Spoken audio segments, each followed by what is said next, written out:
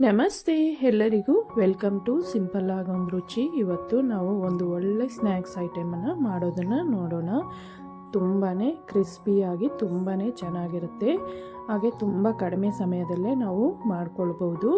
ಈ ಥರ ಮಾಡಿ ಒಮ್ಮೆ ಮಕ್ಕಳಿಗೆ ಕೊಟ್ಟರೆ ತುಂಬಾ ಇಷ್ಟಪಟ್ಟು ತಿಂತಾರೆ. ಸೊ ಇವಾಗ ಹೇಗೆ ಮಾಡೋದು ಅಂತ ನೋಡೋಣ. ನಾನಿಲ್ಲಿ ಅದಕ್ಕೋಸ್ಕರ ಒಂದು 4 ಆಲೂಗಡ್ಡೆನ ಈ ರೀತಿ ಸಿಪ್ಪೆ ತೆಗೆದು ತೊಳ್ಕೊಂಡು ಕಟ್ ಮಾಡಿ ಒಂದು ಕುಕ್ಕರ್ಗೆ ಸೇರಿಸ್ಕೊಂಡು ಇದನ್ನು ನಾವು ಇವಾಗ ಬೇಯಿಸ್ಕೊಳ್ಳೋಣ. ಸ್ವಲ್ಪ ನೀರು ಹಾಕ್ಕೊಂಡು ಇದನ್ನು 1-2 ವಿಸಿಲ್ ಕೂಗಿಸ್ಕೊಳ್ಬೇಕು. ಫ್ರೆಂಡ್ಸ್, ಇದನ್ನು ಒಮ್ಮೆ ಟ್ರೈ ಮಾಡಿ ನೋಡಿ, ತುಂಬಾ ಚೆನ್ನಾಗಿರುತ್ತೆ, ಹಾಗೆ ತುಂಬ ಬೇಗನೆ ನಾವು ಇದನ್ನು ಮಾಡ್ಕೊಳ್ಬೋದು. ಸೊ ನೋಡಿ, ಇವಾಗ 1-2 ವಿಸಿಲ್ ಬಂದಮೇಲೆ ಲಿಡ್ಡನ್ನು ಓಪನ್ ಮಾಡಿ ಒಂದು ಚಾಕುನ ತಗೊಂಡು ಬೆಂದಿದೆಯಾ ಇಲ್ವಾ ಅಂತ ಈ ರೀತಿ ಚೆಕ್ ಮಾಡಿಕೊಂಡು ಒಂದು ಸ್ಟ್ರೈನರ್ಗೆ ಹಾಕ್ಕೊಳ್ಳಿ.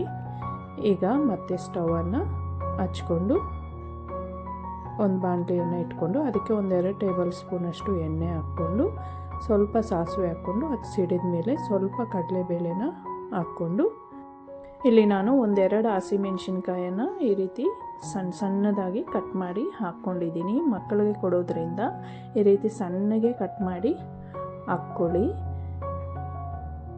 ಈಗ ಅದಕ್ಕೇ ಸ್ವಲ್ಪ ಕರಿಬೇವಿನ ಸೊಪ್ಪು ಮತ್ತು ಒಂದು ಮೀಡಿಯಮ್ ಸೈಜ್ ಈರುಳ್ಳಿನೂ ಸಹ ಸಣ್ಣದಾಗಿ ಕಟ್ ಮಾಡಿ ಹಾಕ್ಕೊಂಡು ಇದನ್ನು ಈ ರೀತಿ ಒಳ್ಳೆ ಗೋಲ್ಡನ್ ಬ್ರೌನ್ ಕಲರ್ ಬರೋವರೆಗೂ ಫ್ರೈ ಮಾಡ್ಕೊಳ್ಳಿ. ಈಗ ಇದಕ್ಕೆ 1/4 ಟೀ ಸ್ಪೂನಷ್ಟು ಅರಿಶಿನ ಮತ್ತು ರುಚಿಗೆ ತಕ್ಕಷ್ಟು ಉಪ್ಪನ್ನು ಹಾಕ್ಕೊಂಡು ಒಂದು ಸಲ ನೀಟಾಗಿ ಮಿಕ್ಸ್ ಮಾಡಿಕೊಂಡು ಈಗ ನಾವು ಬೇಯಿಸಿ ಇಟ್ಕೊಂಡಿದ್ದಂಥ ಆಲೂಗಡ್ಡೆನ ಈ ರೀತಿ ಹಾಕ್ಕೊಂಡು ಒಂದು ಮ್ಯಾಶರಿಂದ ಚೆನ್ನಾಗಿ ಮ್ಯಾಶ್ ಮಾಡ್ಕೊಳ್ಳಿ. ನೋಡಿದ್ರಲ್ಲ, ಹೀಗೆ ಎಲ್ಲೂ ಸಹ ನಮಗೆ ಗಂಟಿರಬಾರ್ದು, ಆ ರೀತಿ ಮಾಡ್ಕೊಳ್ಳಿ. ಕೈಯಲ್ಲೂ ಸಹ ನೀವು ಇದನ್ನು ಮಾಡ್ಕೊಳ್ಬೋದು. ಈಗ ಒಂದು ಮಿಕ್ಸಿ ಜಾರನ್ನು ತಗೊಂಡು 1-2 ಬ್ರೆಡ್ ಪೀಸನ್ನು ಅದಕ್ಕೆ ಸೇರಿಸ್ಕೊಂಡು ಈ ರೀತಿ ಪೌಡರ್ ಮಾಡ್ಕೊಳ್ಬೇಕು. ನೋಡಿದ್ರಲ್ಲ, ಹೀಗಿರಬೇಕು. ಇದು ಹೀಗೆ ಇರಲಿ. ಈಗ ಒಂದು ಚಿಕ್ಕ ಬೌಲನ್ನು ತಗೊಂಡು 1-2 ಟೇಬಲ್ ಸ್ಪೂನಷ್ಟು ಮೈದಾ ಹಿಟ್ಟನ್ನು ಅದಕ್ಕೆ ಹಾಕ್ಕೊಂಡು ಈ ರೀತಿ ಸ್ವಲ್ಪನೇ ನೀರು ಹಾಕ್ತಾ ಇದನ್ನು ಚೆನ್ನಾಗಿ ಉಂಡೆ ಇಲ್ಲದಿರೋ ಹಾಗೆ ನೀಟಾಗಿ ಮಿಕ್ಸ್ ಮಾಡಬೇಕು.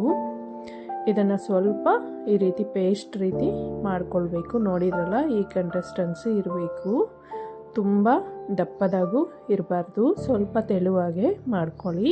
ಈಗ ಒಂದು 3 ಬ್ರೆಡ್ ಪೀಸನ್ನು ತಗೊಂಡು ಈ ರೀತಿ 4 ಭಾಗದಾಗಿ ಕಟ್ ಮಾಡ್ಕೊಳ್ಬೇಕು. ನೋಡಿ, ಈ ರೀತಿ. ಈಗ ನಾವು ರೆಡಿ ಮಾಡಿ ಇಟ್ಕೊಂಡಿರ್ತಕ್ಕಂಥ ಪಲ್ಯನ ತಗೊಂಡು ಒಂದೊಂದೇ ಬ್ರೆಡ್ ಪೀಸನ್ನು ತಗೊಂಡು ಈ ರೀತಿ ಸ್ವಲ್ಪ ಈ ರೀತಿ ಕೈಯಿಂದ ಪ್ರೆಸ್ ಮಾಡ್ತಾ ಸೆಟ್ ಮಾಡ್ಕೊಳ್ಬೇಕು. ನೋಡಿ, ಈ ರೀತಿ ನಾನಿಲ್ಲಿ ಒಂದೇ ಕಡೆ ಮಾತ್ರ ಹಾಕ್ತಿದ್ದೀನಿ, 2 ಕಡೆನೂ ಹಾಕ್ತಾ ಇಲ್ಲ. ಸೊ ಇವಾಗ ಇದೇ ರೀತಿ ಎಲ್ಲನೂ ಮಾಡಿ ಇಟ್ಕೊಂಡು ಈಗ ನಾವು ಮಾಡಿ ಇಟ್ಕೊಂಡಿದ್ದಂಥ ಪೇಸ್ಟನ್ನು ತಗೊಂಡು ಅದರಲ್ಲಿ ನಾವು ಇದನ್ನು ಡಿಪ್ ಮಾಡಿ ಹಾಕಿದ ತಕ್ಷಣ ಹಾಗೆ ತೆಗೆದುಬಿಡಬೇಕು, ಇಲ್ಲಾಂದರೆ ನಮಗೆ ಬ್ರೆಡ್ಡು ತುಂಬ ಸಾಫ್ಟ್ ಆಗಿಬಿಡತ್ತೆ. ತೆಗೆದು ತಕ್ಷಣ ನಾವು ಇದನ್ನು ಬ್ರೆಡ್ ಕ್ರಮ್ಸಲ್ಲಿ ಹಾಕ್ಕೊಂಡು ಈ ರೀತಿ ನೀಟಾಗಿ ಕೋಟಿಂಗ್ ಮಾಡ್ಕೊಳ್ಬೇಕು. ನೋಡಿದ್ರಲ್ಲ, ಈ ರೀತಿ ಮಾಡ್ಕೊಳ್ಬೇಕು. ಎಲ್ಲನೂ ಸಹ ಅದೇ ರೀತಿ ಮಾಡಿ ಇಟ್ಕೊಂಡ್ಮೇಲೆ ಈಗ ಡೀಪ್ ಫ್ರೈಗೆ ಆಯಿಲನ್ನು ಇಟ್ಕೊಂಡು ಆಯಿಲನ್ನು ನಾವು ಮೀಡಿಯಮ್ ಫ್ಲೇಮ್ನಲ್ಲಿ ಹೀಟ್ ಮಾಡ್ಕೊಳ್ಬೇಕು. ತುಂಬ ಹೀಟ್ ಮಾಡಿಕೊಂಡ್ರೆ ತುಂಬ ಬೇಗ ಕಪ್ಪಗಾಗ್ಬಿಡುತ್ತೆ. ಸೊ ನೋಡಿಕೊಂಡು ಸ್ವಲ್ಪ ಮೀಡಿಯಮ್ ಹೀಟಲ್ಲಿ ಹೀಟ್ ಮಾಡಿಕೊಂಡ್ರೆ ನಮಗೆ ಚೆನ್ನಾಗಿ ಫ್ರೈ ಆಗುತ್ತೆ. ಈಗ ಆಯಿಲ್ ಹೀಟ್ ಆದಮೇಲೆ ನಾವು ರೆಡಿ ಮಾಡಿ ಇಟ್ಕೊಂಡಿರ್ತಕ್ಕಂಥ ಬ್ರೆಡ್ ಪೀಸಸನ್ನೆಲ್ಲ ಒಂದೊಂದಾಗಿ ಅದಕ್ಕೆ ಸೇರಿಸ್ಕೊಳ್ಳೋಣ.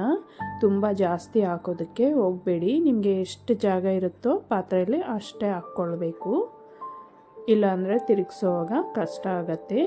ಸೊ ಹಾಕಿದ ತಕ್ಷಣ ತಿರುಗಿಸ್ಬೇಡಿ, 1-2 ಸೆಕೆಂಡ್ ಇದನ್ನು ಹಾಗೆ ಬಿಟ್ಟು ಅದು ಸ್ವಲ್ಪ ಫ್ರೈ ಆದಮೇಲೆ ಈ ರೀತಿ ಒಂದು ಸ್ಪೂನಿನ ಸಹಾಯದಿಂದ ಈ ರೀತಿ ಒಂದೊಂದಾಗಿ ನಿಧಾನಕ್ಕೆ ತಿರುಗಿಸ್ಕೊಳ್ಬೇಕು. ಹೀಗೆ ತಿರುಗಿಸ್ತಾ ಒಳ್ಳೆ ಗೋಲ್ಡನ್ ಬ್ರೌನ್ ಕಲರ್ ಬರೋವರೆಗೂ ನಾವು ಇದನ್ನು ಫ್ರೈ ಮಾಡ್ಕೊಳ್ಬೇಕು. ಖಂಡಿತ ನೆನಪಿರಲಿ, ತುಂಬ ಹೈ ಫ್ಲೇಮಲ್ಲಿಟ್ಟು ನಾವು ಇದನ್ನು ಫ್ರೈ ಮಾಡ್ಕೊಳ್ಬಾರ್ದು. ಇವಾಗ ಇದಾಗಿದೆ, ಇದನ್ನು ತೆಗೆದುಬಿಡೋಣ. ಸೊ ನೋಡಿದ್ರಲ್ಲ ಎಷ್ಟು ಈಸಿಯಾಗಿ ಮಾಡ್ಕೊಳ್ಬೋದು ಅಂತ. ಯಾವತ್ತಾದರೂ ಸಂಜೆ ಟೈಮಲ್ಲಿ ಏನಾದರೂ ಸ್ನ್ಯಾಕ್ಸ್ ತಿನ್ನಬೇಕು ಅನಿಸಿದಾಗ ಇದನ್ನು ಫಟಾಫಟ್ ಅಂತ ಮಾಡಿಕೊಂಡು ಸಖತ್ತಾಗಿ ಎಂಜಾಯ್ ಮಾಡ್ಬೋದು. ತುಂಬಾ ಈಸಿಯಾಗಿ ಮಾಡ್ಕೊಳ್ಬೋದು. ಹಾಗೆ ಮಕ್ಳಿಗೂ ಸಹ ತುಂಬಾ ಇಷ್ಟ ಆಗುತ್ತೆ. ತುಂಬಾ ಎಕ್ಸಲೆಂಟ್ ಆಗಿರುತ್ತೆ. ಒಂದು ಸಲ ಟ್ರೈ ಮಾಡಿ, ನಿಮಗೆ ಗೊತ್ತಾಗುತ್ತೆ. ಸೊ ಫ್ರೆಂಡ್ಸ್, ಮತ್ತಷ್ಟು ಸಿಂಪಲ್ ಟೇಸ್ಟಿ ರೆಸಿಪೀಸ್ಗೋಸ್ಕರ ಸಿಂಪಲ್ ಆಗೊಂದು ರುಚಿ ಚಾನಲನ್ನು ತಪ್ಪದೇ ಸಬ್ಸ್ಕ್ರೈಬ್ ಮಾಡ್ಕೊಳ್ಳಿ. ಹಾಗೆ ವಿಡಿಯೋ ಇಷ್ಟ ಆಗಿದ್ದರೆ ಪ್ಲೀಸ್ ಒಂದು ಲೈಕ್ ಕೊಡೋದನ್ನು ಮರಿಬೇಡಿ. Thank you for watching.